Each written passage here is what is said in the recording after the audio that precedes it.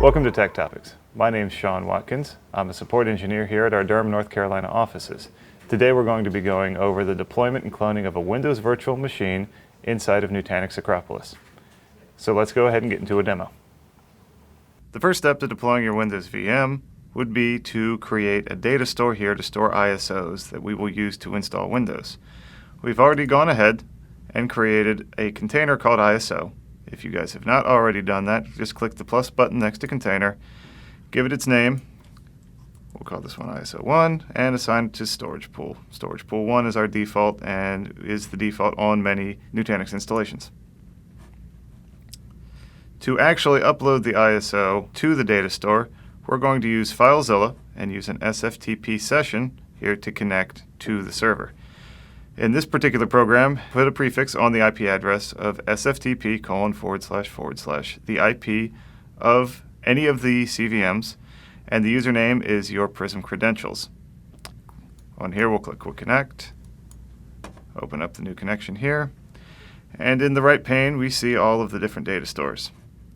On your left-hand pane here, we'll just drag the ISO up to the data store, and once she's uploaded, we'll see it here in the data store. This is now stored on the container on the Nutanix server and will be accessible via Acropolis. To successfully install any Microsoft Windows virtual machine on a KVM hypervisor, you'll also need to install the VirtIO drivers, both during install for storage and after install for your networking. To get the latest VirtIO drivers, go to fedoraproject.org/wiki/Windows_VirtIO_drivers. The direct download to the latest stable VirtIO drivers is here, about halfway down the page. Once the download is complete, upload it the same way you uploaded the Windows driver by clicking and dragging the ISO over.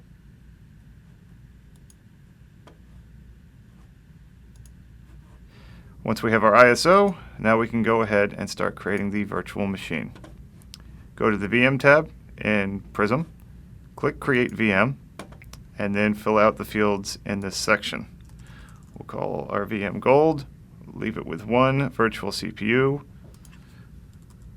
4 gigabytes of memory. We'll create a brand new empty vDisk of 40 gigabytes. We'll attach a NIC here. Ours is connected to VLAN 1337. At this point, we're ready to attach the Windows ISO and the VirtIO drivers that we installed earlier. We'll update the initial CD-ROM device created when the VM was created. We'll click the pencil on the right-hand side to update.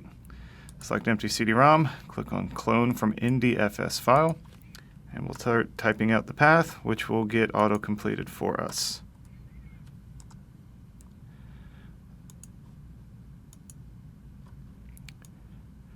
To simplify things, we'll create a second CD-ROM and attach it to the virtual machine for the VirtIO drivers.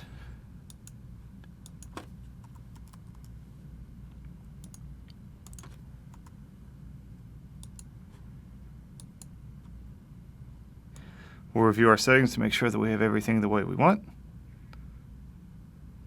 and then click Save. This will deploy the virtual machine into the environment. Once the deployment is complete, you can select Power On. Once she's fully powered on, the Launch Console button will be bolded. Once you click Launch Console, it'll bring up a new tab in your web browser and take you to our NoVNC interface. As you can see, it boots here fairly rapidly, and it's already starting to go into the Windows installation.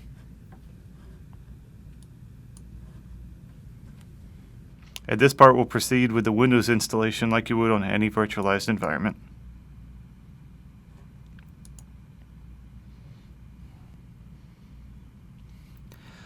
For the purposes of this, we'll be going with the Windows Server 2008 standard full installation. We'll accept the license terms. We'll have to go with a custom advanced installation here of Windows, since as you can see it will not pick up the device driver for the hard drive by default. Since we've already mounted the VirtIO ISO, we'll just click Load Driver here in the bottom left. We'll select Browse. navigate to the ISO CD drive, go with the VIOSCSI folder, select 2K8 and the x86 folder.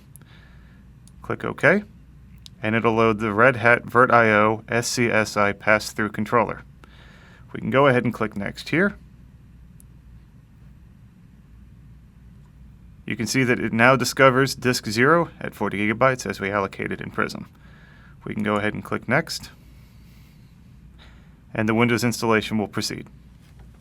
Now that the Windows installation has completed, we have one more task to do. We'll still need to install the network drivers for VirtIO so that the Windows VM can connect to the internet. To do this, we'll click on Start, we'll go to the Control Panel, go to System, Device Manager, and in here we'll see that the Ethernet controller has been detected but no drivers have been loaded. Right-click on the Ethernet controller, click Update Driver Software, select Browse My Computer for driver software, browse to the VirtIO ISO that we have mounted earlier,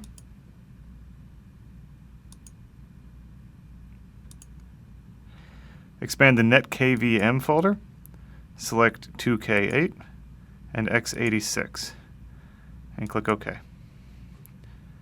Click Next. There'll be a pop-up here for Windows Security.